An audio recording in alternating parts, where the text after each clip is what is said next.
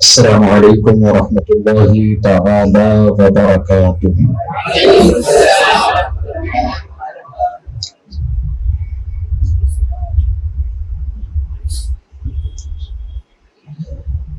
نحمده ونصلي ونسلم على رسوله الكريم ورؤوف الرحيم أما بعد فأعوذ بالله من الشيطان الرجيم ببركة بسم الله الرحمن الرحيم إنما يريد الله ليذهب عنكم الرجس أهل البيت ويطهركم تطهيرا فقد قال الله تعالى في مقام آخر واتبع سبيل من أناب إلي صدق الله العظيم وصدق رسوله النبي الأمين المختار الكريم ونحن على ذلك لمن الشاهدين والشاكرين والحمد لله رب العالمين۔ آئیے جس طریقے سے میں پڑھا ہوں عشق و مستی میں ڈوب کر ہماری اور ساری کائنات کے مرکز عقیدت حضور رحمت عالم فخر آدم و بنی آدم جناب احمد مجتبی محمد مصطفیٰ روح فدا صلی اللہ علیہ وسلم کی بارگاہ میں ہدیہ غلامی درود و سلام کے انداز میں محبتوں کے ساتھ بآواز بلند پڑھیے گا الصلاۃ والسلام علیک یا رسول اللہ، الصلاة والسلام عليك يا حبيب الله، الصلاة والسلام عليك يا نبي الله، الصلاة والسلام عليك يا نور الله وعلى آلك وأصحابك يا شفيعنا يوم الجزاء صلى الله تعالى عليك وسلم۔ بسم الله الرحمن الرحيم، بسم الله دخلت وعليه توكلت ونبيت سنة الاعتكاف للہ تعالی۔ رب قدیر کی بارگاہ میں دعا ہے کہ مولا تعالیٰ جس آیہ کریمہ کی تلاوت کا میں نے شرف حاصل کیا اس کے ضمن میں جو بھی معروضات پیش کروں اس کے سلسلے میں مجھے حق کہنے کی توفیق عطا فرما۔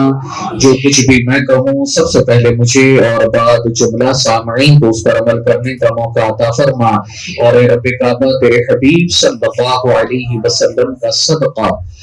حضور اعلیٰ حضرت عظیم البرکت کے عشق رسول کا صدقہ عطا فرما۔ انہوں نے جو آقا صلی اللہ علیہ وسلم کی ناموس پر پہرا دیا، پروردگار عالم اس عزت ناموس رسالت پر ہمیں بھی پہرا دینے کی توفیق عطا فرما، اور تیرے حبیب صلی اللہ علیہ وسلم کا صدقہ ہماری آنے والی قیامت تک کی نسلوں کو مذہب اہل سنت مسلک اعلی حضرت کا پابند بنا، ہمیں عشق رسول میں زندگی عطا فرما اور عشق رسول میں ہی مدینے میں موت نصیب فرما۔ میرے پیارے آقا صلی اللہ علیہ وسلم کے پیارے دیوانوں، عالمی تحریک سنی دعوت اسلامی شاخ ممرہ کہ اس ہفتہ وار اجتماع میں ہمارا آپ شریک ہے، جس میں آج انشاءاللہ تعالی ہمارا دو عنوانات پر گفتگو سننے کی کوشش کریں گے۔ ایک حضور اعلیٰ حضرت عظیم البرکت کی سیرت ہے اور دوسرا تحفظ ناموس رسالت ہے۔ میرے پیارے آقا صلی اللہ علیہ وسلم کے پیارے دیوانوں، اغیار جو حضور اکرم صلی اللہ علیہ وسلم کی اس نکاح کو لے کر جو اما عائشہ صدیقہ رضی اللہ تعالی عنہا سے میرے آقا صلی اللہ علیہ وسلم نے فرمایا، جو اعتراضات کرتے ہیں آج انشاءاللہ تعالی ہم اور آپ ان اعتراضات کو قرآن و حدیث کی روشنی میں دیکھیں گے، اس کا جواب دیں گے اور عقلی دلائل سے بھی اس کا جواب دینے کی کوشش کریں گے، اور الزامی جواب بھی ہمارا ہوگا انشاءاللہ، اور ہم ان تمام تر چیزوں سے آقا صلی اللہ علیہ وسلم کے اس مقبول نکاح کا دفاع کرنے کی کوشش کریں گے انشاءاللہ۔ اور میرے پیارے آقا صلی اللہ علیہ وسلم کے پیارے دیوانوں، یہ یاد رکھیے کہ حضور صلی اللہ علیہ وسلم جہاں پر یہ ورڈ آتا ہے نا ناموس رسالت، تو ناموس کے معنی ہوتے ہیں عزت کے۔ ناموس کے معنی کیا ہوتے ہیں؟ زور سے بولو، عزت کے۔ تو تحفظ ناموس رسالت یعنی حضور کی عزت کی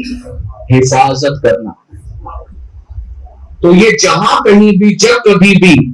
ضرورت پڑی، حضور صلی اللہ علیہ وسلم کے غلاموں نے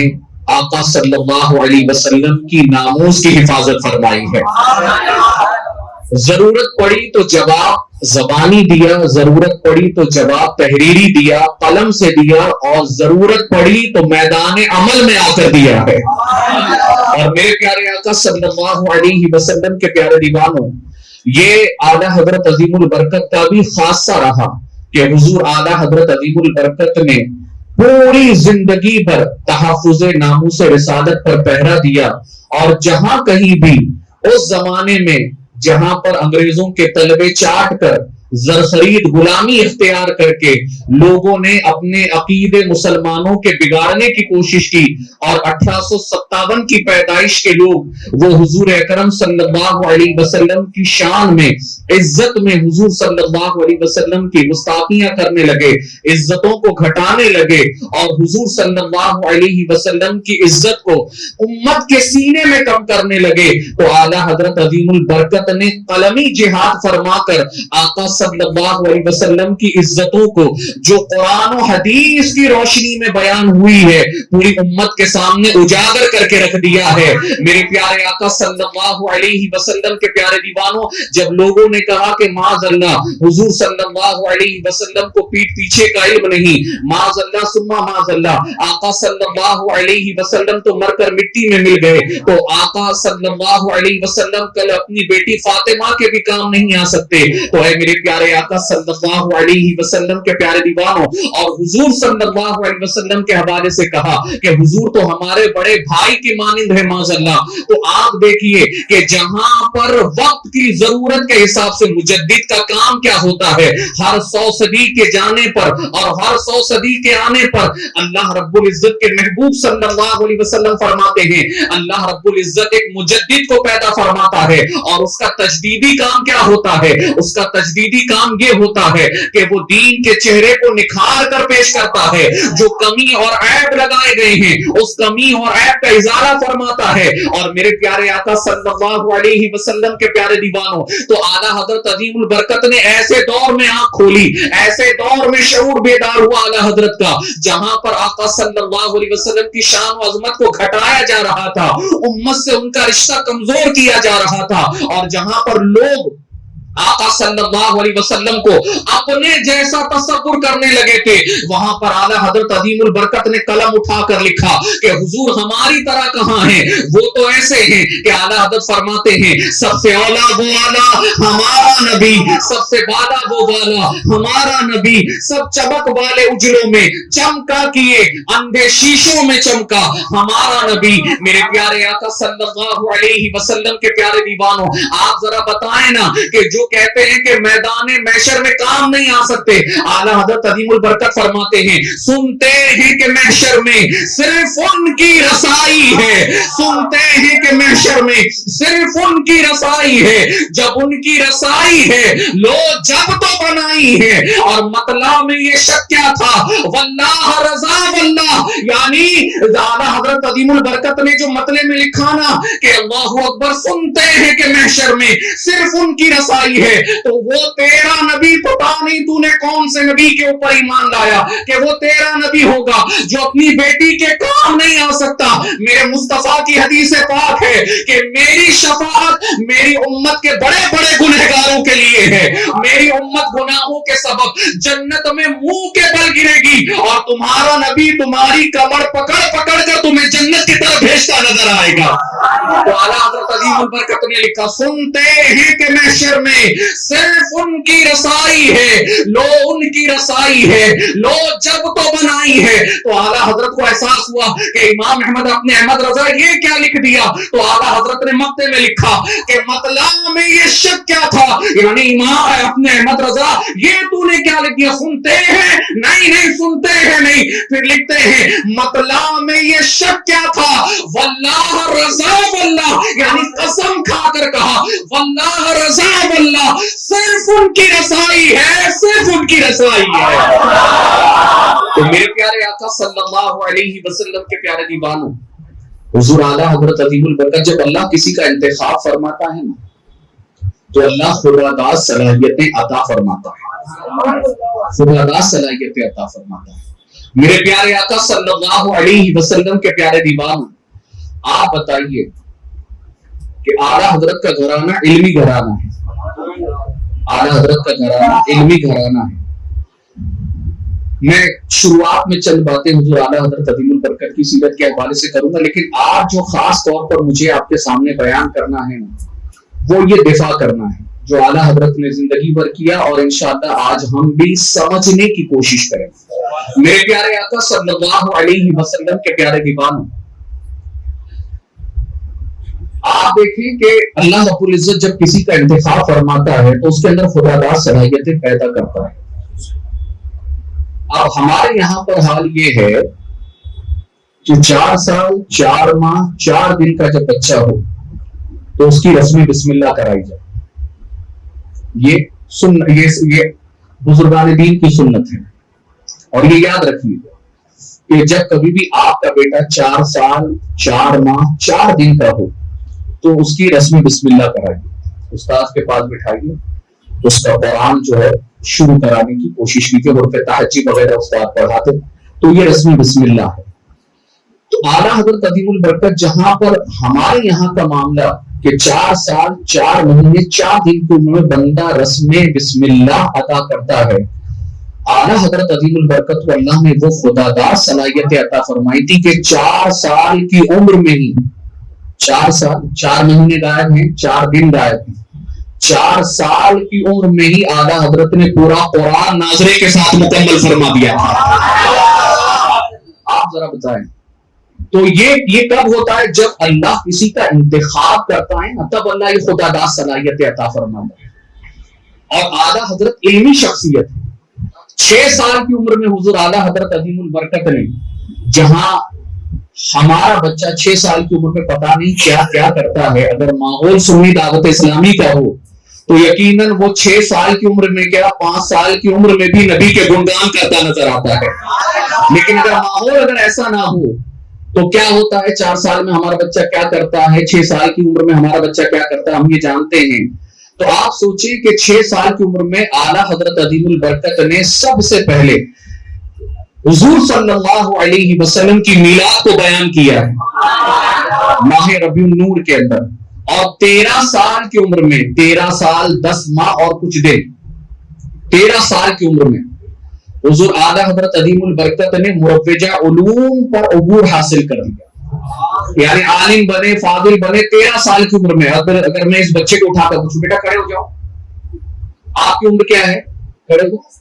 12 سال ہے, تو اب اس سے 1 سال آپ اوپر پکڑو. آپ سوچئے کہ 13 سال کی عمر میں, یعنی اس کی قد کاٹی کا اندازہ دیکھ لو, اس کو دیکھ کر اندازہ کر لو کہ 13 سال کی عمر کا بچہ ہو اور 13 سال کی عمر کے اندر بندہ عالم بھی بنے فاضل بھی بنے مروجہ علوم بھی سیکھ لے, اور حال یہ ہو کہ میرے پیارے آقا صلی اللہ علیہ وسلم کے پیارے دیوانوں، حضور اعلیٰ حضرت عظیم البرکت نے 13 سال کی عمر کے اندر پہلا فتویٰ دیا مسئلہ رضاعت پر. یعنی اعلیٰ حضرت عظیم، ایک ہے مسئلہ بیان کرنا، ایک ہے مسئلے کا جواب دینا. یعنی جب استفتاء آیا علامہ نقی علی خان علیہ رحمت اور اپنے علی رحمت و رضوان کے پاس، اور پھر اعلیٰ حضرت عظیم البرکت علامہ نقی علی خان علیہ رحمت و رضوان موجود نہیں تھے، اعلیٰ حضرت نے اس کو لیا. اب لیا تو اعلیٰ حضرت نے اپنی علمی بساط کے مطابق اس کا اپنے جو ہے اس کا جواب لکھا، فتویٰ نویسی فرمائی. اور میرے پیارے آقا صلی اللہ علیہ وسلم کے پیارے دیوانوں، اب فتوے کے اندر سوال کے مطابق جواب کو اپنے لکھنا ہوتا ہے. اب وہ جواب پہلے قرآن سے تلاش کیا جاتا ہے، حدیث پاک سے تلاش کیا جاتا ہے، صحابہ کرام کے عمل سے تلاش کیا جاتا ہے، بزرگان دین ائمہ اربعہ کے ان تمام تر قول و فعل سے نکالا جاتا ہے، فقہی کتابوں سے نکالا جاتا ہے، تب جا کر ایک مسئلے کا جواب تیار ہوتا ہے. میرے پیارے آقا صلی اللہ علیہ وسلم کے پیارے دیوانوں، تو اتنی عمر یعنی 13 سال کا بچہ وہ شعور والا، وہ علم والا اور وہ وجاہت والا ہوا کہ اعلیٰ حضرت عظیم البرکت نے 13 سال کی عمر میں جہاں پر سارے مروجہ علوم پر دست اپنے جو ہے تمام تر مروجہ علوم پر عبور حاصل کیا، وہیں پر اعلیٰ حضرت عظیم البرکت نے پہلا فتویٰ اسی عمر میں دیا مسئلہ رضاعت پر. اور جب علامہ نقی علی خان علیہ رحمت و رضوان کے ہاتھ پر جب وہ اپنے ہاتھ میں جب وہ فتویٰ لگا تو علامہ نقی علی خان علیہ رحمت و رضوان نے جب وہ فتویٰ پڑھا تو فتوے کی سطر بہ سطر پڑھنے کے بعد اعلیٰ حضرت عظیم البرکت کی اس کم عمری کو دیکھا، اس 13 سال کی عمر کو دیکھا، قد و خال کو دیکھا، کہا کہ احمد رضا جب 13 سال کے اندر یہ حال ہے کہ تو نے فتویٰ بالکل من و عن جیسے دیا جاتا ہے ویسے سطر بہ سطر تو نے جواب لکھا ہے، تو اعلیٰ حضرت عظیم البرکت کے والد ماجد نے پورا دارالافتاء کا کام جو ہے کسی اور کو نہیں اپنے بیٹے احمد رضا کو عطا فرما دیا ہے کہ آج سے تم فتویٰ لکھو گے. آپ سوچو یہ بچہ کھڑا تھا 13 سال کی قد کاٹی کا بچہ کیسا دکھ رہا تھا. تو آپ سوچئے کہ یہ اعلیٰ حضرت عظیم البرکت کی علمی شخصیت ہے. اور جب یہ دل صاف ستھرا ہوتا ہے نا، محبت رسول والا ہوتا ہے، ادب رسول والا ہوتا ہے، تعظیم رسول والا ہوتا ہے، جس نے پوری زندگی حضور سے عشق کیا، حضور کے عشق کو پھیلایا، حضور کے عشق کو پلایا، تو ایسا مرد قلندر جب اپنے پیر و مرشد کی بارگاہ میں پہنچا نا، پیر و مرشد کی بارگاہ میں پہنچا تو سید شاہ آل رسول مارہوی علی رحمت و رضوان جب ان کی بارگاہ میں مرید کے لیے پہنچے، بیعت کے لیے پہنچے، بیعت و ارادت کے لیے پہنچے، تو سید شاہ آل رسول مارہوی علی رحمت و رضوان نے جو اپنے وقت کے قطب ہیں، سید شاہ آل رسول مارہوی علی رحمت و رضوان نے جب اعلیٰ حضرت عظیم البرکت کو دیکھا نا تو صرف مرید نہیں کیا، خلافت قدیمہ خلافت جدیدہ سے ان کو خلافت بھی عطا فرمائی اور اجازت بھی عطا فرما دی. اور پھر اعلیٰ حضرت عظیم البرکت کو جب یہ تمام تر چیزیں ملی نا تو جو قریب میں جو مریدین تھے انہوں نے سید شاہ آل رسول سے کہا کہ حضور والا، یہ پہلے کے خانقاہوں کا معاملہ ہوتا تھا، پہلے مرید جاتا تھا آج پیر آتا ہے، پہلے مرید ڈھونڈتا تھا آج پیر ڈھونڈتا ہے. تو پہلے کی خانقاہوں کا معاملہ یہ تھا کہ پہلے لوگ جاتے تھے خانقاہ کے اندر، وہاں مرید ہوتے تھے اور انہیں پھر چلہ کرایا جاتا تھا، تزکیہ نفس کرایا جاتا تھا، مجاہدات کرائے جاتے تھے. یہ سب ہونے کے بعد اور حضور سید شاہ آل رسول کا بھی معاملہ یہی تھا، ہر کس و ناقص کو مرید نہیں کرتے تھے بلکہ پہلے تزکیہ نفس کراتے تھے، پہلے مجاہدات کی منزل سے بلاتے تھے، ٹھوک بجاتے تھے، ہر طرف سے پاک اور صاف کرتے تھے اور پھر تب جا کر اپنی مریدی میں لیتے تھے، تب جا کر اس بندے کو بیعت کرواتے تھے. اے میرے پیارے آقا صلی اللہ علیہ وسلم کے پیارے دیوانوں، تو جب لوگ تو رہتے ہی تھے نا قریب میں، تو لوگوں نے کہا کہ حضور آپ کا تو معاملہ یہ ہے کہ آپ جو ہے مجاہدات کرواتے ہیں، تزکیہ نفس کرواتے ہیں، چلہ کرواتے ہیں، تب جا کر مرید کرتے ہیں. یہ خلافت اور اجازت دینا تو بہت دور کی بات ہے، تو حضور آخر احمد رضا میں ایسا کمال کیا تھا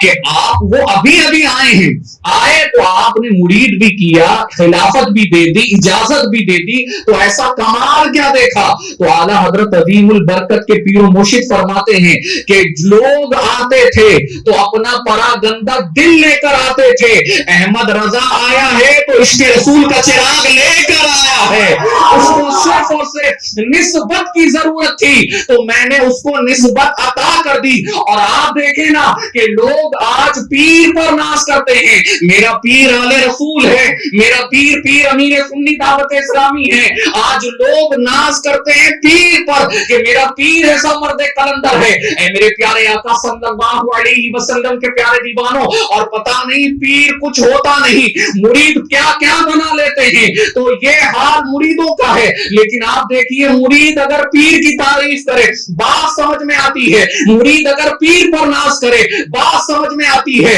لیکن وہ مرید بھی کیا مرید تھا کہ جس پر پیر خانہ ناز کرتا تھا, پیر ناز کرتا تھا. اور سید آل رسول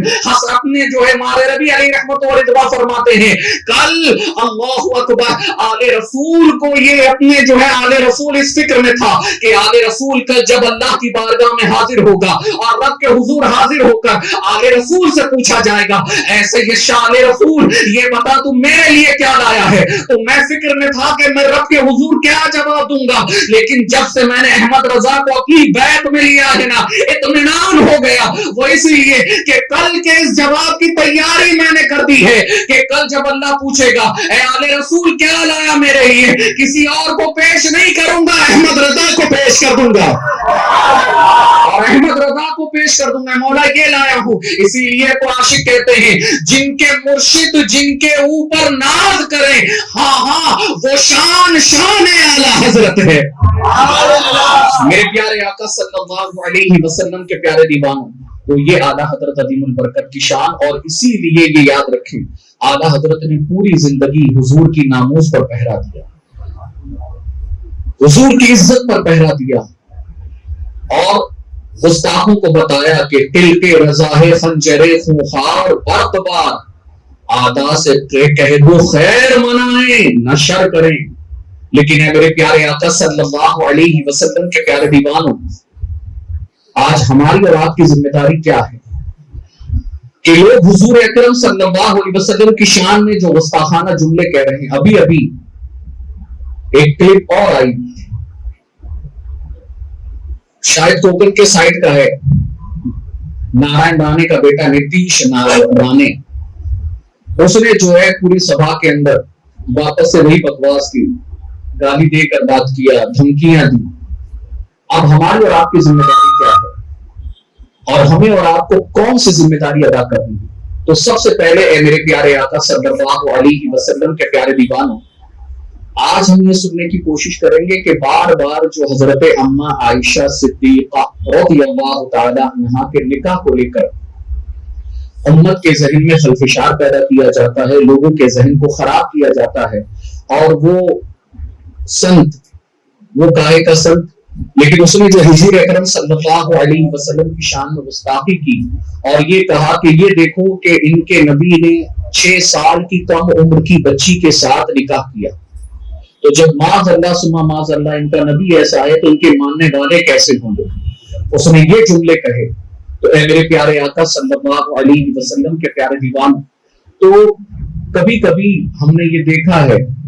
کہ ہمارے بھی ذہنوں میں ہمارے اندر بھی تردد پیدا ہوتا ہے, ہمارے ذہن بھی جو ہے نا خلفشار پیدا ہوتا ہے, لوگوں کے چہروں پر مایوسیاں ابھر آتی ہیں, لیکن چونکہ ہیں کلمہ پڑھنے والے اسی لیے وہ ادب کا خیال کرتے ہیں, اپنی زبان سے کچھ نہیں کہتے, لیکن ذہن کے اندر شیطان وہ سوال کھڑے کرتا رہتا ہے. بے چین طبیعت کے اندر بے چینی پائی جاتی ہے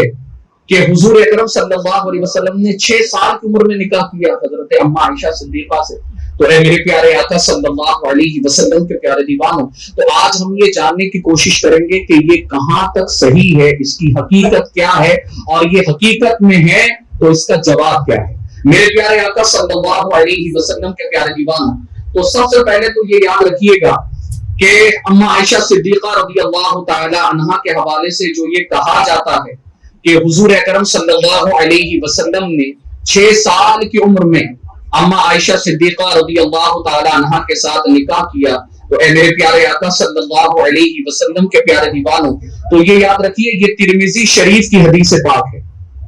خود حضرت اما عائشہ صدیقہ کہتی ہیں کہ 6 سال کی عمر کے اندر میرا نکاح حضور سے ہوا اور 9 سال کی عمر کے اندر میری رخصتی ہوئی۔ تو یہ یاد رکھیے کہ شادی یہ ایک الگ معاملہ ہے، رخصتی یہ اہمیت والی ہے کہ شادی حضور اکرم صلی اللہ علیہ وسلم نے 6 سال کی عمر میں کی،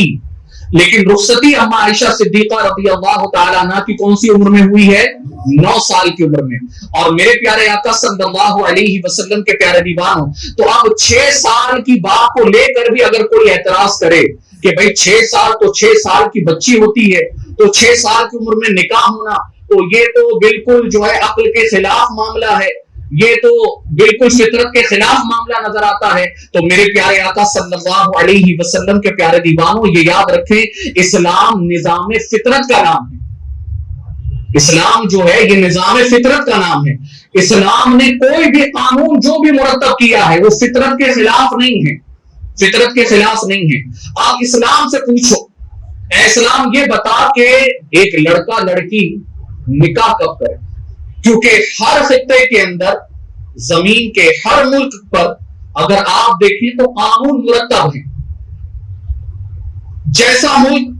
جیسی آب و ہوا، جیسی جغرافیائی حیت، اس اعتبار سے وہاں پر قانون مرتب کیے گئے کہ لڑکی کی عمر اتنی ہونی چاہیے، لڑکے کی عمر اتنی ہونی چاہیے، قانونی اعتبار سے،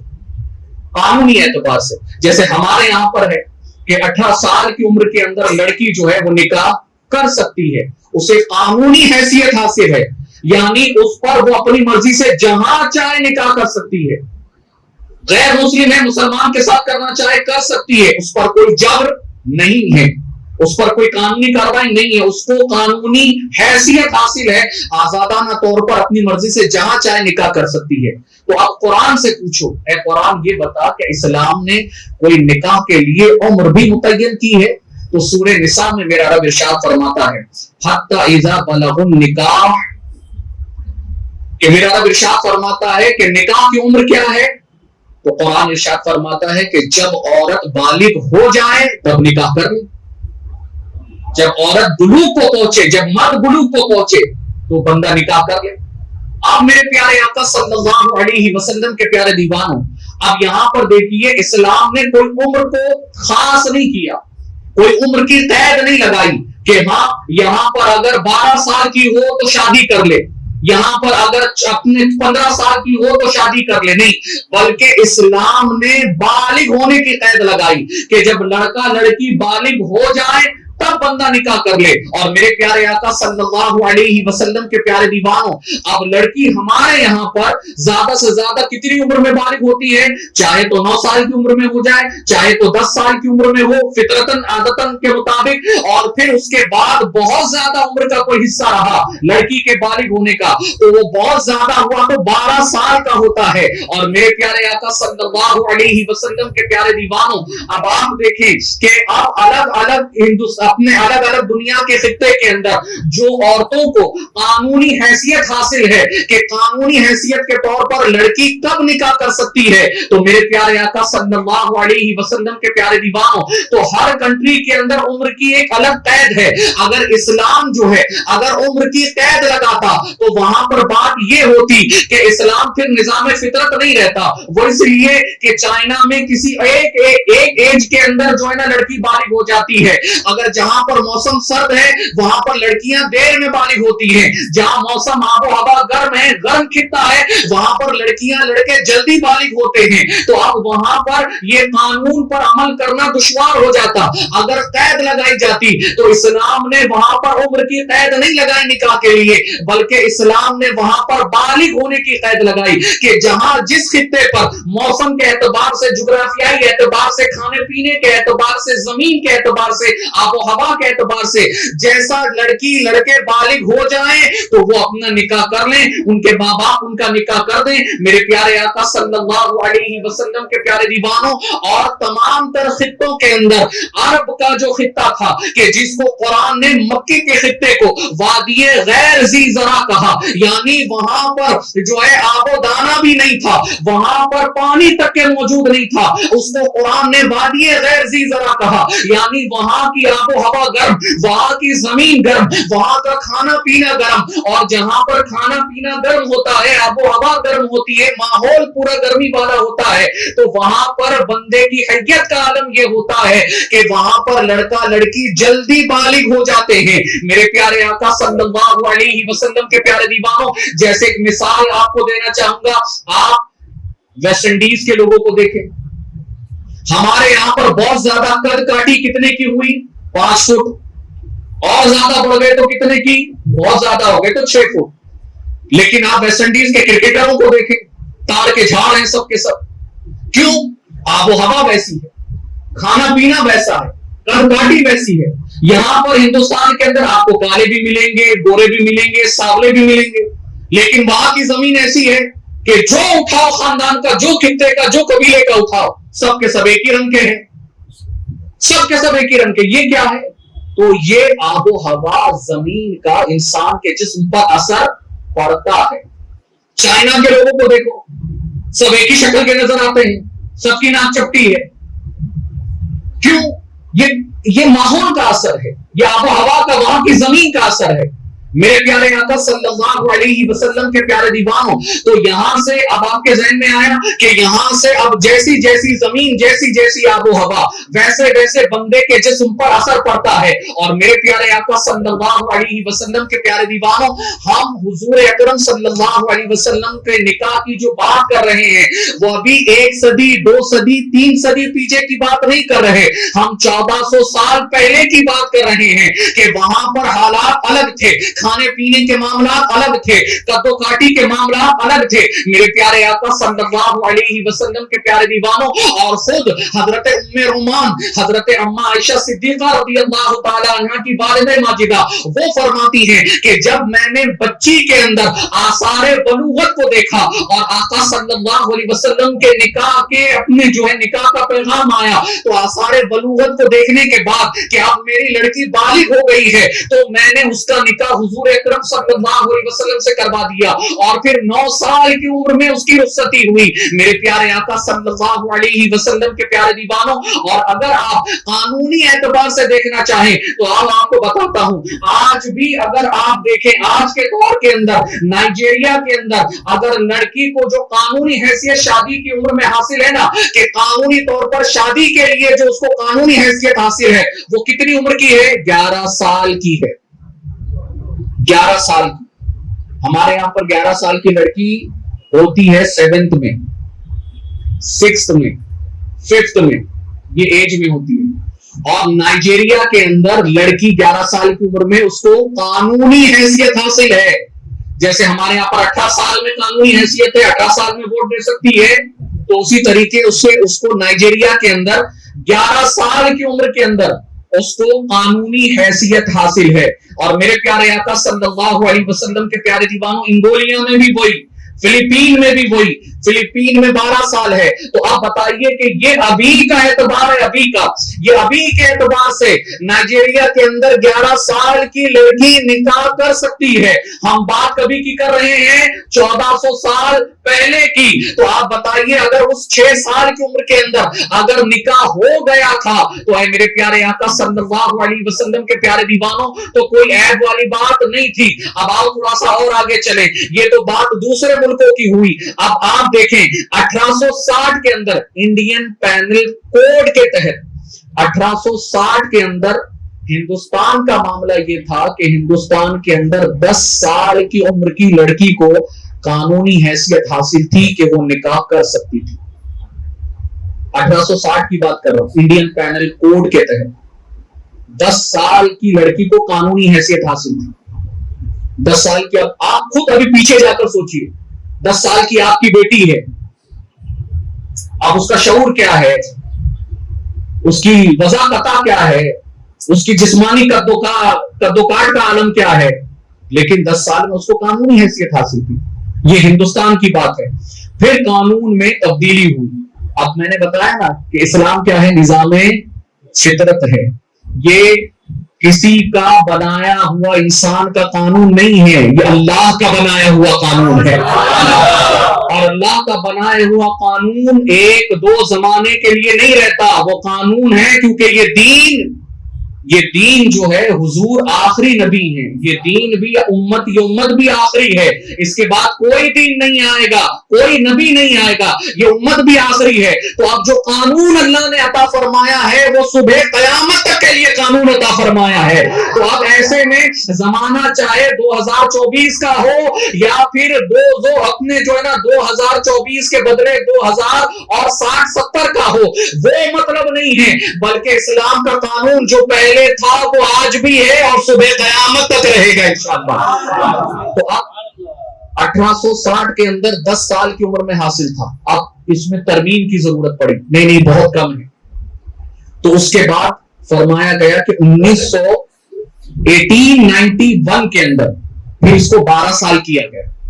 1891 میں کہ 12 سال کی عمر میں لڑکی کو قانونی حیثیت حاصل ہے. 1925 کے اندر پھر ترمیم کی گئی اور اس کو 1400 سال کیا گیا. پھر اس کے بعد 16 سال میں، پھر اس کے بعد 1940 کے اندر پھر ترمیم کی گئی، پھر اس کو جو ہے 16 سال کیا گیا اور پھر 2013 کے مطابق اس کو پھر ترمیم کی گئی اور اس کو 18 سال کیا گیا، جو آج تک قائم ہے. یعنی جیسے جیسے زمانہ آگے بڑھنے لگا قانون کے اندر ترمیم ہونے لگی اور ہر 2 سال کا اضافہ ہوا. پھر 2013 کے مطابق اس کو 18 سال کی قید آئی اور آپ نے بھی سنا ہوگا کہ اب یہ بڑھا کر 21 پر لے جانے والے ہیں، یعنی اب وہ 21 سال ہونے والی ہے. میرے پیارے آقا صلی اللہ علیہ وسلم کے پیارے دیوانوں، تو ایک تو ہوا یہ جغرافیائی اعتبار سے علمی جواب. میرے پیارے آقا صلی اللہ علیہ وسلم کے پیارے دیوانوں، آپ تاریخی جواب دیکھیے کہ میرے پیارے آقا صلی اللہ علیہ وسلم کے پیارے دیوانوں، جہاں میرے آقا صلی اللہ علیہ وسلم کو لوگوں نے یعنی بڑے بڑے فرعونیوں نے، دجالیوں نے، یعنی ابو لہب، ابو جہل، عتبہ، شیبہ، یہ بڑے بڑے کافروں نے حضور صلی اللہ علیہ وسلم کو کیا کچھ نہیں کہا. یہاں تک کہ میرے پیارے آقا صلی اللہ علیہ وسلم کے پیارے دیوانوں، معراج جیسے معراج پر انہوں نے اعتراض کیا کہ اتنے کم وقت میں ایک بندہ یہاں سے وہاں کیسے آ جا سکتا ہے، مسجد حرام سے مسجد اقصی تک کا سفر کیسے کر سکتا ہے. تو یہ انہوں نے اعتراض معراج پر کیا. یعنی حضور کو معاذ اللہ کیا کچھ نہیں کہا گیا، لیکن کسی نے بھی اما عائشہ کا نکاح ان کی نظروں کے سامنے ہوا، ان کے زمانے میں ہوا، لیکن کسی نے یہ بھونڈا الزام نہیں لگایا کہ نہیں آقا صلی اللہ علیہ وسلم نے تو اتنی کم عمر کی بچی کے ساتھ نکاح کیا. پتہ کیا چلا؟ پتہ یہ چلا کہ اس دور میں بھی یہ بات بالکل ثابت تھی کہ اتنی عمر میں لڑکیاں بالغ ہو جاتی تھی اور اتنی عمر کی لڑکیوں سے نکاح کرنے کو عیب نہیں تصور کیا جاتا تھا. میرے پیارے آقا صلی اللہ علیہ وسلم کے پیارے دیوانوں، اور ساتھ ہی ساتھ اتنا نہیں، آپ اگر دیکھیں کہ جنہوں نے اعتراض کیا ہے وہ اگر اپنے گھر میں جھانک کر دیکھیں، اپنے گھر کی کتابوں کو پڑھیں تو ان کو پتا چلے گا کہ اسلام پر اعتراض کرنے سے پہلے وہ خود اگر اپنے گھر کی کتابیں پڑھیں تو ان کو پتا چلے گا کہ ان کے مذہبی کتاب کیا کہتی ہے، ان کے مذہبی کتاب میں کیا کچھ کہا گیا ہے. میرے پیارے آقا صلی اللہ علیہ وسلم کے پیارے دیوانوں، ان کی کتاب ہے وشنو پرانا. ان کی کتاب، اس میں لکھا ہے کہ تم ایسی کنواری لڑکیوں سے شادی کرو کہ جس کی عمر تم سے 1/3 کم ہو. یہ وشنو پرانا ان کی قانونی کتاب ہے. قانونی کتاب یہ ان کی مذہب کے یہاں پر قانونی حیثیت کا درجہ رکھتی ہے. ان کی کتاب میں لکھا ہے کہ تم ایسی لڑکیوں سے نکاح کرو، کہ ایسی کنواری لڑکیوں سے نکاح کرو جن کی عمر تم سے 1/3 کم ہو. یعنی اگر 21 سال کا لڑکا ہو تو بچی کتنے سال کی ہونی چاہیے؟ اس کے 3 حصے کرو، 7 سال. ٹھیک ہے، 1/3 ہے نا، تو 3 حصے کرو، کتنا ہوا؟ 7 سال. 7 3 21، 7 یا 21. تو آپ بتائیے کہاں 21 سال کا نوجوان اور کہاں 7 سال کی لڑکی؟ اور میرے پیارے آقا صلی اللہ علیہ وسلم کے پیارے دیوانوں، مہابھارت میں لکھا ہے کہ 30 سال کے مرد کو 10 سال کی لڑکی سے نکاح کرنا چاہیے، 21 سال کے مرد کو 7 سال کی لڑکی سے نکاح کرنا چاہیے۔ تو اے میرے پیارے آقا صلی اللہ علیہ وسلم کے پیارے دیوانوں اور اما عائشہ صدیقہ رضی اللہ تعالی عنہا پہ الزام لگانے والے یہ دیکھ لیں کہ میرے پیارے آقا صلی اللہ علیہ وسلم کے پیارے دیوانوں، وہاں پر جس ہمارے پاک نبی کے اوپر اور پاک ماں کے اوپر یہ جو الزام لگاتے ہیں، تو وہ پہلے اپنے گریبان میں جھانک کر دیکھیں کہ جن کو وہ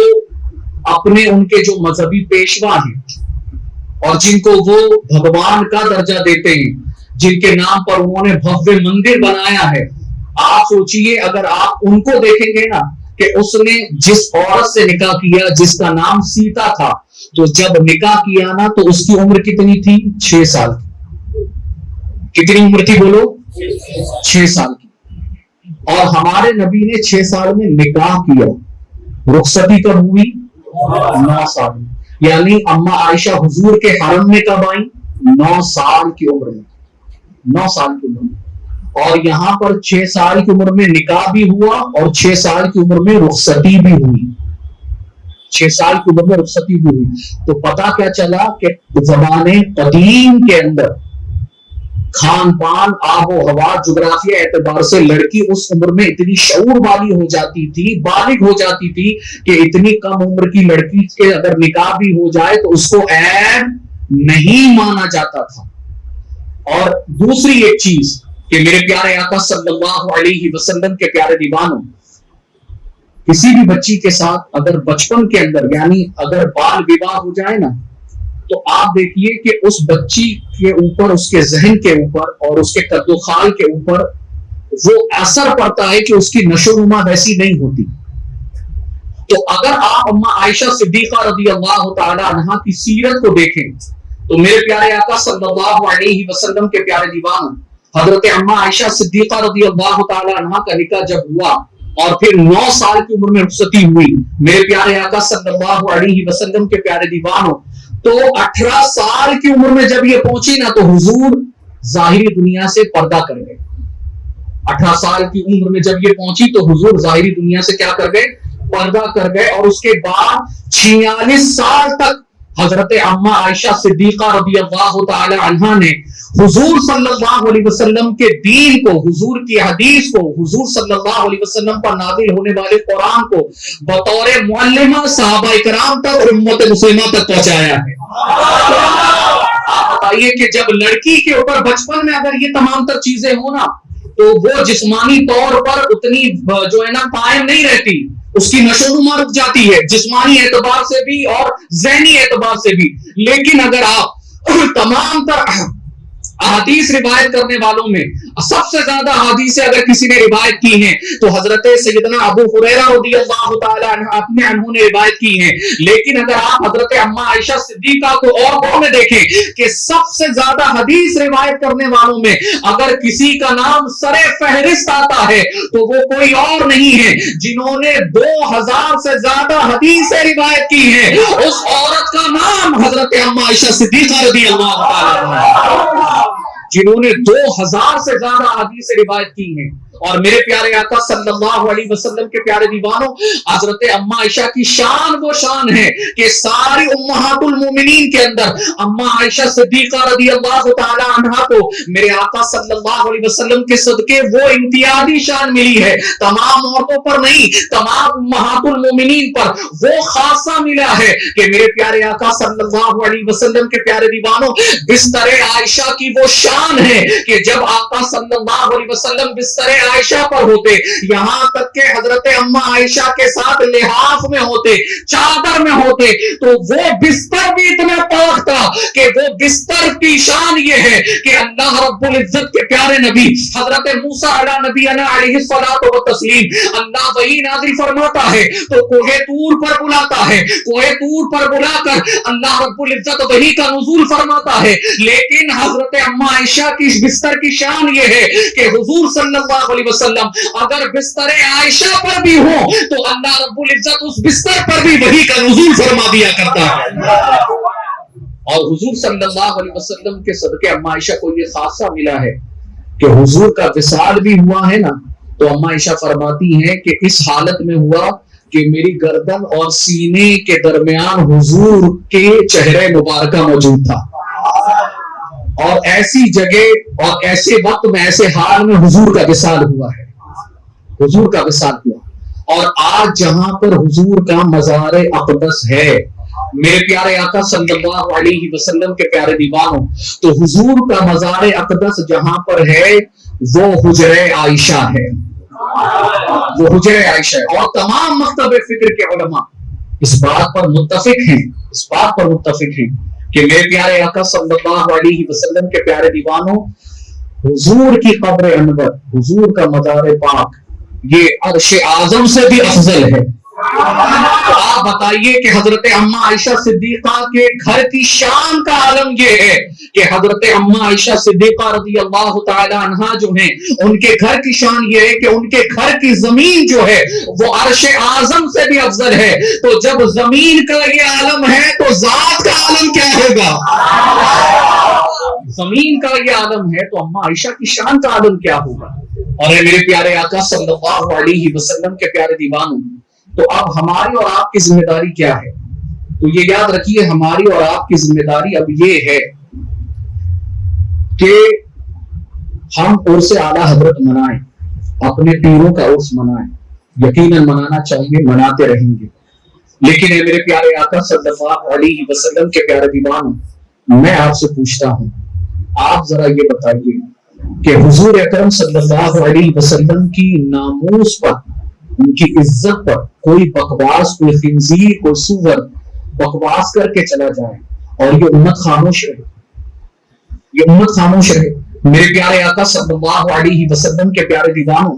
صحابہ کا مزاج کیا تھا جانتے ہیں؟ حضور کی ناموس کے حوالے سے صحابہ کا مزاج کیا تھا؟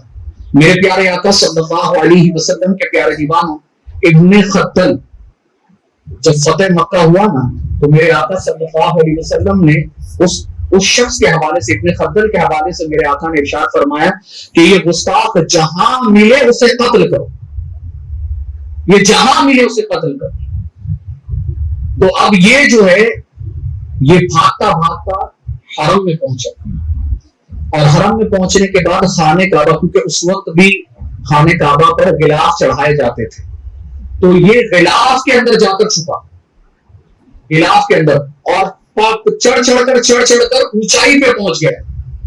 خانہ کعبہ کا غلاف پکڑ کر اونچائی پر پہنچا اور غلاف کے اندر چھپ کے بیٹھا۔ میرے پیارے آقا صلی اللہ علیہ وسلم کے پیارے دیوانوں، تو صحابہ کو تردد ہوا کہ یار اس کو نکالیں اور نکال کے قتل کیسے کریں، اس نے تو خانہ کعبہ کے اندر پناہ لے لی ہے، خانہ کعبہ کے غلاف میں جا کے چھپا ہے۔ تو میرے آقا صلی اللہ علیہ وسلم کے صحابہ کا یہ تیور تھا کہ اگرچہ حضور اگرچہ یہ گستاخ خانہ کعبہ کے غلاف کے اندر چھپا ہے، لیکن مومن کا یہ مزاج، حضور نے کہا جہاں ملے قتل کرو، تو اگر یہ خانہ کعبہ کے غلاف کے اندر بھی چھپا ہے تو اسے وہاں سے نکال کر قتل کرو، لیکن قتل کرو۔ میرے پیارے آقا صلی اللہ علیہ وسلم کے پیارے دیوانوں، اور آقا صلی اللہ علیہ وسلم کی شان میں گستاخی کی جائے، لیکن آپ بتائیے کہ ہمارے مسجد کے اندر جمعۃ المبارکہ کے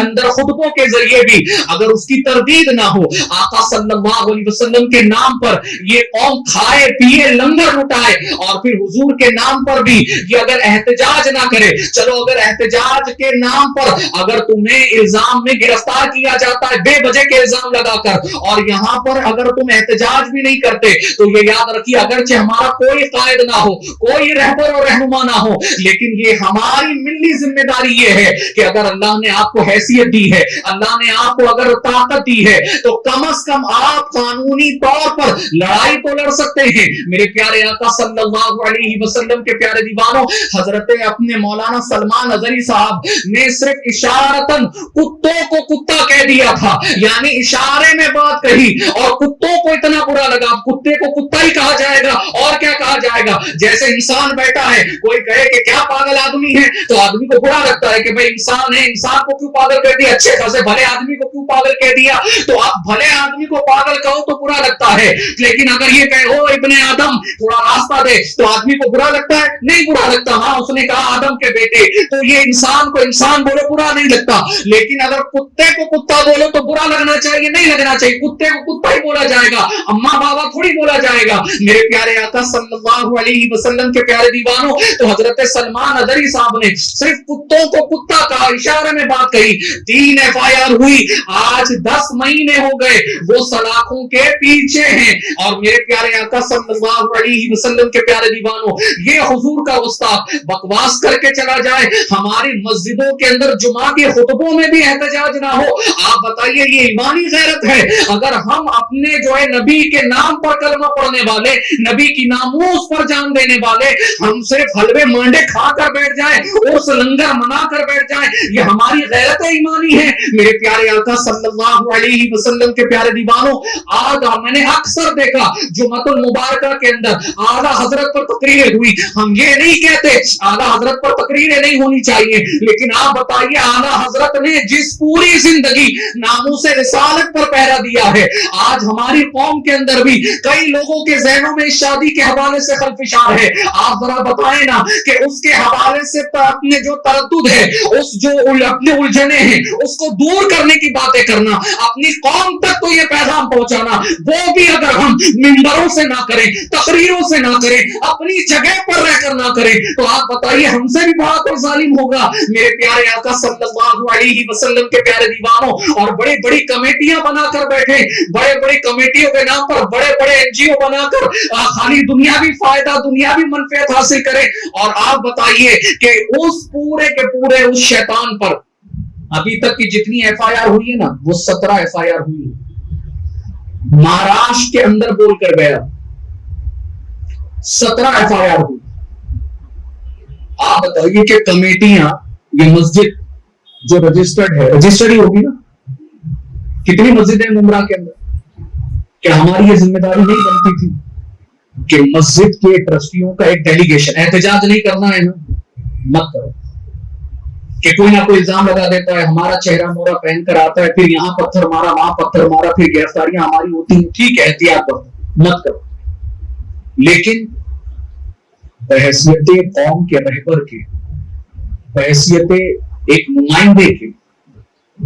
بحیثیت ایک ذمہ دار کے, آپ کو اتنا تو ہونا چاہیے کہ یہ امت کا مطلب ایک بیٹ, ایک چوکی کے اندر کئی مسجدیں آتی ہیں. کیا یہ ذمہ داری نہیں تھی کہ یہ امت ان تمام تر مسجدوں کے لیٹر ہیڈ پر کمپلین رجسٹر کرواتی, ڈیلیگیشن جاتا, آپ کے یہاں پر ہوا, آپ کے یہیں سے شروعات ہوئی. لیکن میرے پیارے آقا صلی اللہ علیہ وسلم کے پیارے دیوانوں, لیکن آپ ذرا بتائیے کہ پورے کے پورے مہاراشٹر میں صرف 17 NGOs ہیں اسلامی, 17 ٹرسٹ ہیں صرف, مسجدیں کتنی ہیں, کیوں نہیں کمپلیٹ؟ آج اگر کچھ نہیں ہوتا کوئی مسئلہ نہیں, آج اگر کچھ نہیں ہو رہا کوئی نہیں, حکومت کی پشت پناہی حاصل ہے کوئی مسئلہ نہیں, تبدیل تو ہوگی نا. کرایہ دار ہیں, ذاتی مکان تھوڑی ہے, آج ہیں کل نہیں ہوں گے, تو آنے والے وقت میں جب سرکار بدلے گی تو ایکشن لیا جائے گا. تو آپ کم از کم قانونی لڑائی تو لڑیں. یہ گنبد, یہ مینار, یہ منبر, یہ محراب, یہ سلامت ہے, یہ صدقہ ہے, یہ سب کچھ حضور کا ہے, یہ سب کچھ حضور کا ہے. تو آپ حضور کی ناموس پر پہرا دینے کے لیے اتنا بھی نہ کریں, اتنا بھی نہ کریں. اور میرے پیارے آقا صلی اللہ علیہ وسلم کے پیارے دیوانوں, آخر میں بس ایک بات بتا کر اپنی گفتگو کو مکمل کروں. اب یہ تو ان لوگوں کے لیے ہے جو اثر و رسوخ رکھتے ہیں, جن کو اللہ نے اقتدار دیا ہے, پوزیشن دی ہے, موقع دیا ہے, یہ ان لوگوں کے لیے. ہمارے لیے اور آپ کے لیے کیا ہے؟ بحیثیت عوام کے ہمیں اور آپ کو کیا کرنا چاہیے؟ تو یہ یاد رکھیے, بحیثیت عوام کے ہماری اور آپ کی ذمہ داری ہے کہ ہم اپنے نبی کا زیادہ سے زیادہ تذکرہ کریں, عشق رسول کی شمع کو لوگوں کے دلوں میں روشن کریں, بحیثیت حضور کے امت کے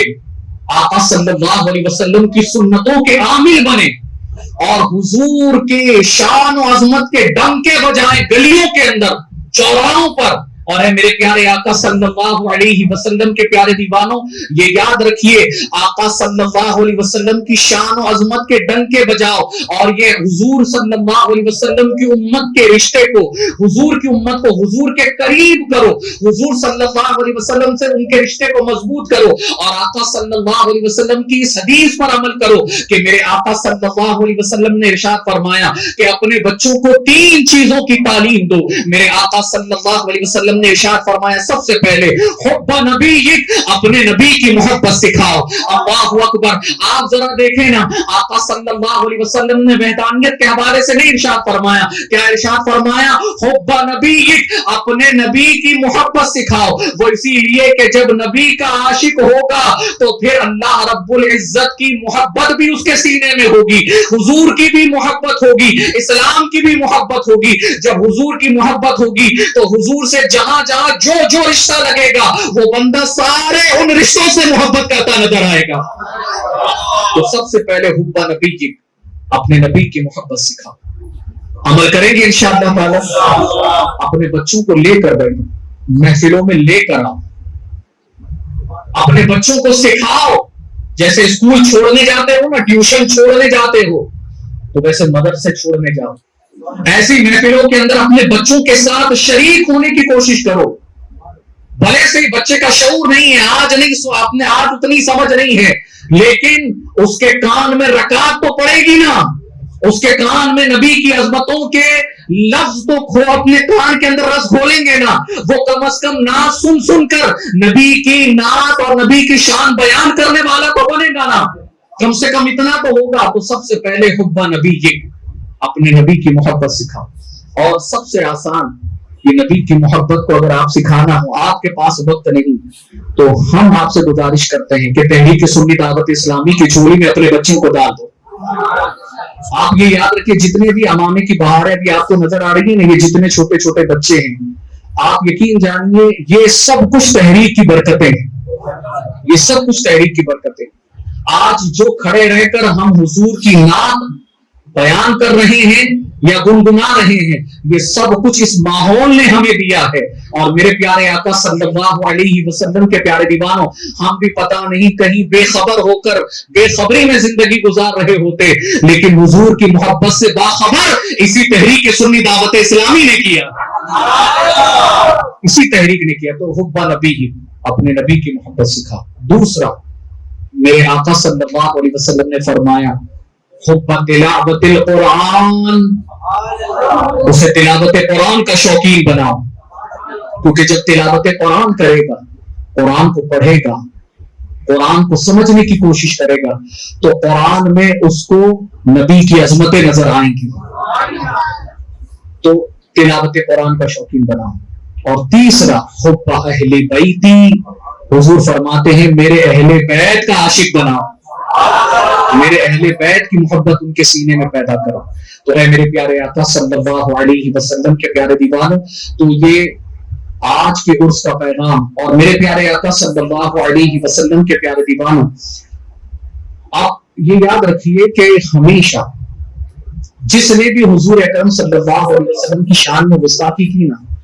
آپ دیکھیے وہ جب تک ذلیل نہیں ہوگا اللہ اس کو موت نہیں دے گا.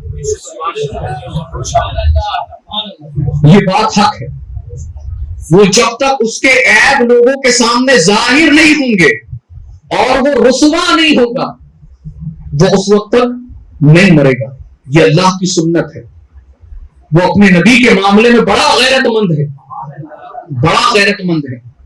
اور نبیوں کے معاملے میں بڑا غیرت مند ہے تو ہے، لیکن جب بات محبوب خدا کی ہو تو وہ سب سے بڑا غیرت مند ہے. اور آقا صلی اللہ علیہ وسلم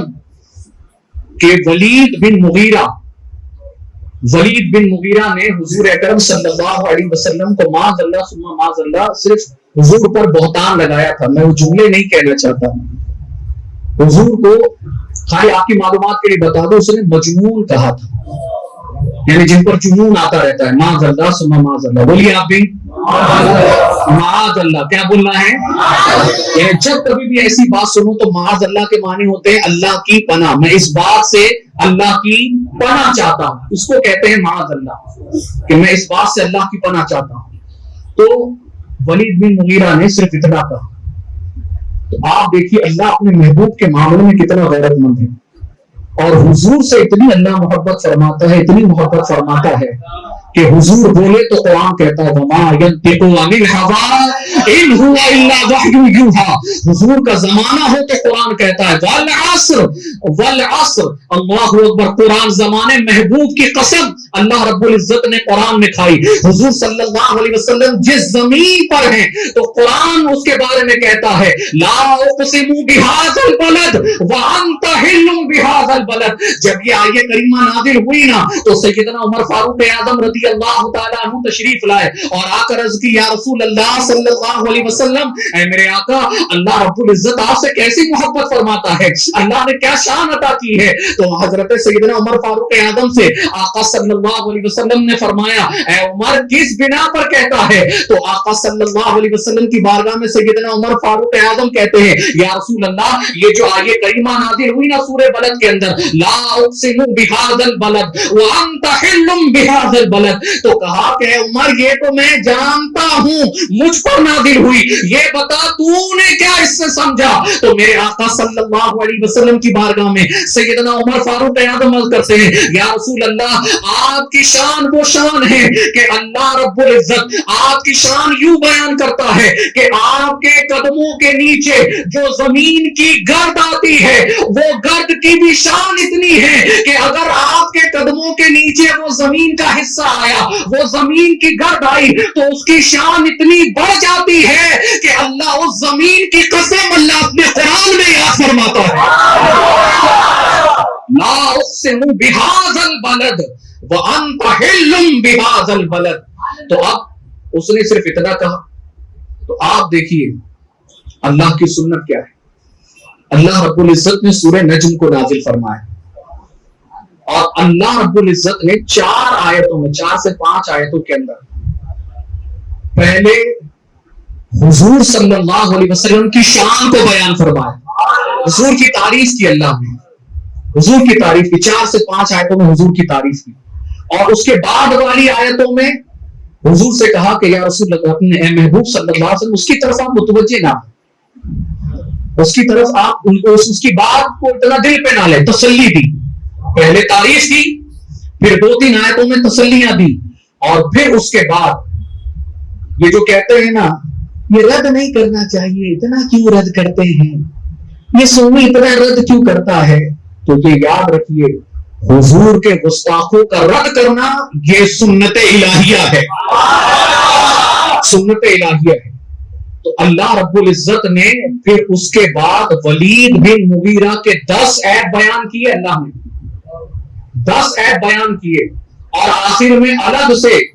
13ویں آیت کے اندر اللہ رب العزت نے جو بڑا عیب اس کا ظاہر کیا, یعنی سارے جو حضور کا گستاخ ہوگا اللہ اس کے عیب دنیا والوں کے سامنے ظاہر فرمائے گا. یہ اللہ کی سنت ہے, جو حضور کی شان میں گستاخی کرے گا, حضور پر بہتان لگائے گا, اللہ اس کے چھپے ہوئے بھیدوں کو ظاہر فرما دے گا, اسے ذلیل اپنے جو ہے ذلیل اور رسوا کرے گا. تو اللہ نے 10 عیب گنائے. 9 عیب تو اس میں تھے کہ یہ لگانے والا ہے, جھوٹی قسمیں کھانے والا ہے, یہاں تک کہ قرآن نے اس کو ذلیل کہا. اتنے سارے عیب گنائے. جب 10ویں آیت پر آئے نا, جو 10واں عیب تھا, 13ویں آیت پر قرآن فرماتا ہے اُتُلٍ بَعْدَ ذَلِكَ زَنِيمٍ, کہ یہ محبوب صلی اللہ علیہ وسلم یہ جو درست خور ہے اس پر ترا یہ ہے, یعنی قرآن نے اس کو بد مزاج بد زبان کہا, اور یہ 2 عیب گنانے کے بعد کہا کہ یہ بد زبان بے مزاج یہ آپ پر عیب لگاتا ہے, یہ تو یہ خود جا کر دیکھے کہ اس کی اصل میں خطا ہے. اللہ اکبر. یعنی قرآن نے اس کو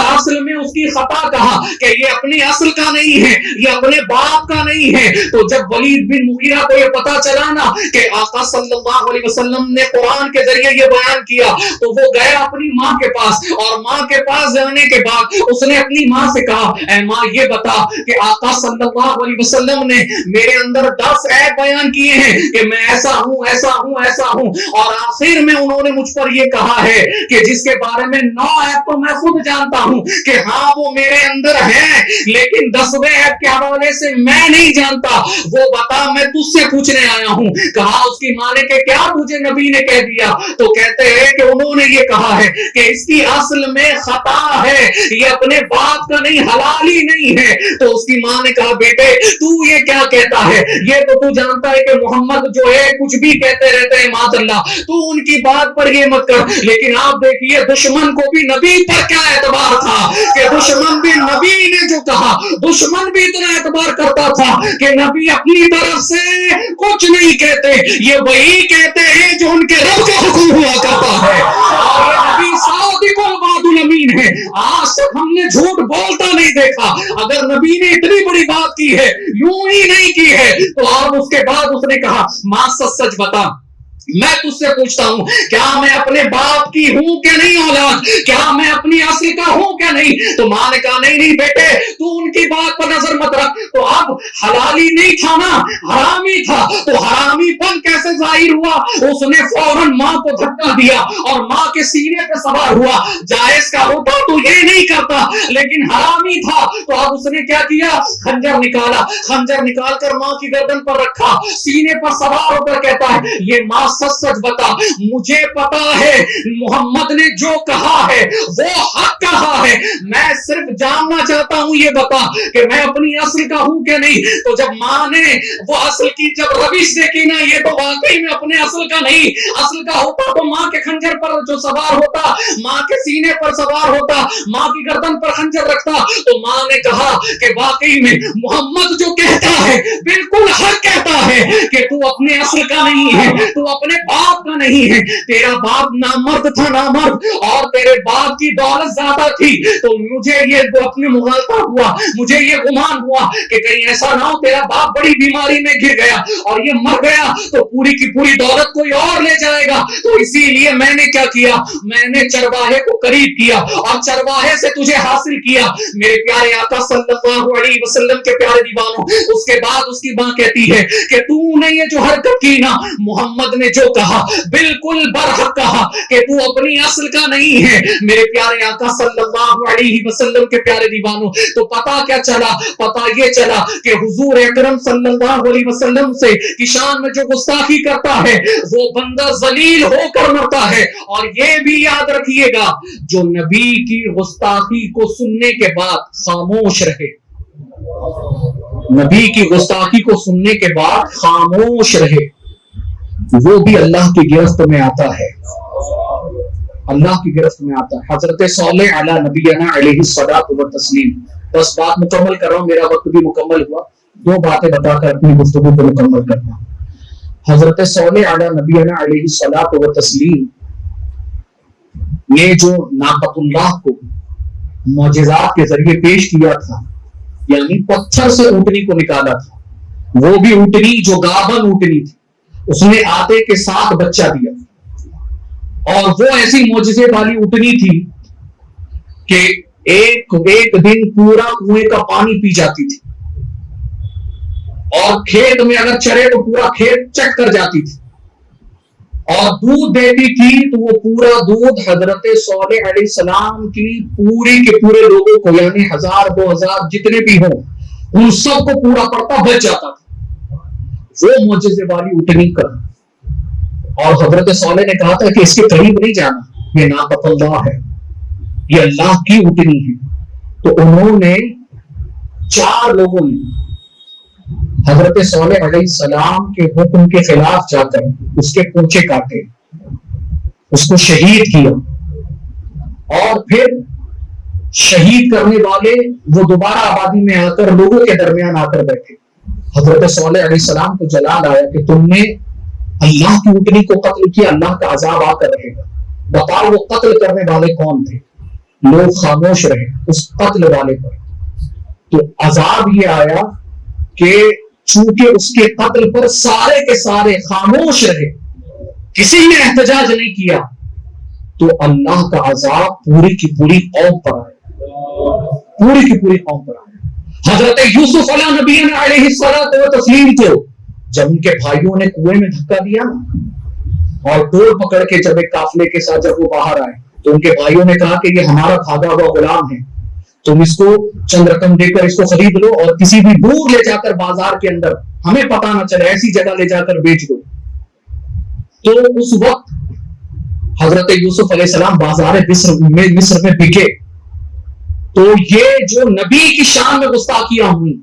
तो जब तक के पूरा का पूरा मिस्र हजरत यूसुफ के कदमों के नीचे आकर, उनके कदमों में आकर उसने तौबा ना की,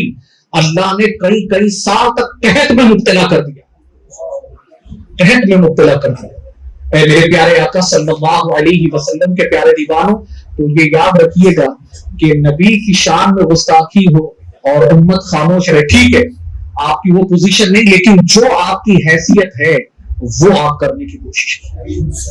जो आपकी बिसात है उस बिसात भर वो काम करने की कोशिश करें। आप एहतजाज नहीं कर सकते, आप उसके खिलाफ कुछ नहीं कर सकते, तो ठीक है, आप वो मत करो, लेकिन अपनी बिसात के मुताबिक जो कर सकते हो, अपने लोगों के दरमियान नबी की अजमतों का चर्चा करो, उनका रद्द करो, उनकी हिज्जों करो, ये तो कर सकते हो, ये किसने रोका है? हम अपनी मस्जिद के अंदर अगर उसका भी रद्द ना करें, आप बताइए फिर हमसे बड़ा कोई बुज़दिल होगा? हमसे बड़ा कोई बुज़दिल? यहां तो हमने इमामों को देखा है, मैं किसी की तकसीब नहीं कर रहा, लेकिन हमने देखा है कि जब ये मामला हुआ तो जुमा के अंदर लोगों को फजीलतें बयान करते हमने सुना, रद्द करने की बजाय, उसका अपने अपने नबी का दिफा करने की बजाय हमने लोगों को दूसरे दूसरे मौजू पर बयान करते सुना। और ये कोई भी हो, कशे बाशक कोई भी हो, वो इसकी जद में आएगा, ये याद रखिए। उससे पूछा जाएगा कि नबी के हवाले से नामूस पर जब अपनी अंगुश्त नुमाई हो रही थी तो उस वक्त तुमने क्यों कुछ नहीं कहा? तो ए मेरे प्यारे आका सल्लल्लाहु अलैहि वसल्लम के प्यारे दीवानों, और उस पर अपने बात जो ऐसी लिपापोती की जाती है, ऐसी लिपापोती के सामने हो तो खामोशी, पीठ पीछे हो तो फरामोशी, और साथ में हो तो गरम जोशी, ये खामोशी वो फरामोशी वो गरम जोशी, तो ये सब लिपापोती वाली बातें नहीं होनी चाहिए। नबी के गुस्ताख हैं तो गुस्ताख हैं, उनकी तकसीब आप करें, हुजूर की शान और अजमत बयान करें। तो ए मेरे प्यारे आका सल्लल्लाहु अलैहि वसल्लम के प्यारे दीवानों, तो ये चंद बातें थी जो मैंने अपने शऊर के मुताबिक आपके सामने पेश की। अल्लाह ताला हमें और आपको हमेशा आका सल्लल्लाहु अलैहि वसल्लम के इश्क में जीने मरने की तौफीक रफीक अता फरमाए, और अल्लाह ताला हमेशा अपने नबी की नामूस पर पहरा देने की तौफीक रफीक अता फरमाए, और अल्लाह ताला हमें अपनी नस्लों के सीनों में इश्क रसूल का चिराग रोशन करने की तौफीक रफीक अता फरमाए। दौरान गुफ्तगू अगर कोई लफ्जिश हुई हो, अल्लाह महबूब की नालैन के सदके मुआफ फरमाए, और हमेशा बस इस शेर पर आला हजरत के अमल कीजिए, इस शेर पर हमेशा अमल कीजिए। उन्हें जाना उन्हें माना, ना रखा गैर से काम, उन्हें जाना उन्हें माना, ना रखा गैर से काम, लिल्लाहिल हम्द मैं दुनिया से मुसलमान गया। अल्लाह ताला सुन्नी दावत इस्लामी के हफ्तावार इज्तिमा में आपको हमेशा आने की तौफीक अता फरमाए, और हमेशा इस तहरीक के जरिए मजहब और मसलक की खिदमत का जज्बा अता करे। खड़े हो जाएं, सलातो सलाम।